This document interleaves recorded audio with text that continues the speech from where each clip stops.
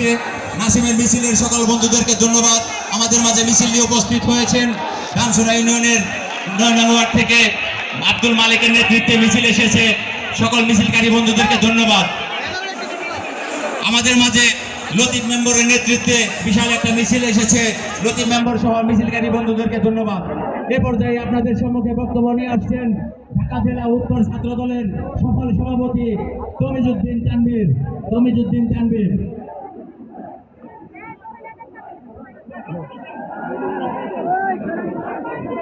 সাবেক ছাত্রদল নেতা ডানসুরা ইউনিয়নের কৃতি সন্তান আবুল হোসেনের নেতৃত্বে বিশাল একটা মিছিল আমাদের মাঝে উপস্থিত হয়েছেন। সকল মিছিলকারী বন্ধুদেরকে ধন্যবাদ।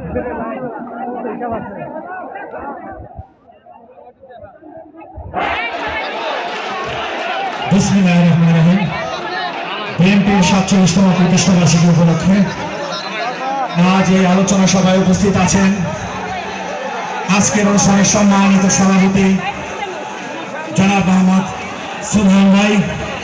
উপস্থিত আছেন আজকের অনুষ্ঠানের সম্মানিত প্রধান অতিথি সাভার আশুলিয়ার মা মাটি মানুষের নেতা, লাখো জনতার প্রাণের স্পন্দন, এই সাভার আশুলিয়া ঢাকা 19 শাসন থেকে পরপর দুইবারের জনগণের ভোটে নির্বাচিত সাবেক সংসদ সদস্য, আমাদের সকলের প্রাণপ্রিয় নেতা, ঢাকা জেলা বিএনপির সাবেক সফল সভাপতি, বিএনপির পরিবার কল্যাণ বিষয়ক সম্পাদক, জননন্দিত নেতা, আমার নেতা জননেতা ডাক্তার ডন মোহাম্মদ সালাউদ্দিন বাবু ভাই সহ সকল পর্যায়ের নেতৃবৃন্দ, আসসালামু আলাইকুম।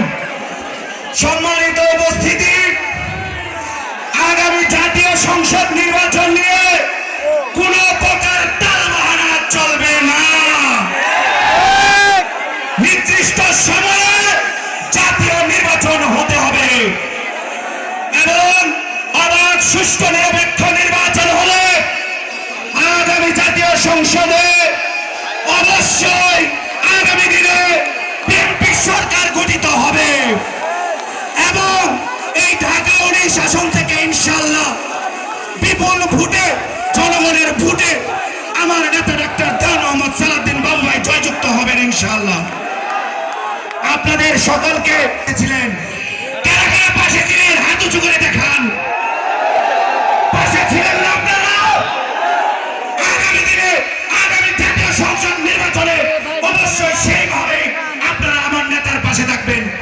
ডাক্তার ডন মোহাম্মদ সালাউদ্দিন বাবু ভাই জিন্দাবাদ, দেশনেত্রী বেগম খালেদা জিয়া জিন্দাবাদ, দেশনায়ক জনাব তারেক রহমান জিন্দাবাদ, বাংলাদেশ জাতীয়তাবাদী ছাত্রদল জিন্দাবাদ, বাংলাদেশ জাতীয়তাবাদী ছাত্রদল ঢাকা জেলা শাখা, ঢাকা জেলা উত্তর শাখা জিন্দাবাদ। শহীদ রাষ্ট্রপতি জিয়াউর রহমান অমর হোক। ধন্যবাদ সকলকে। আসসালামু আলাইকুম।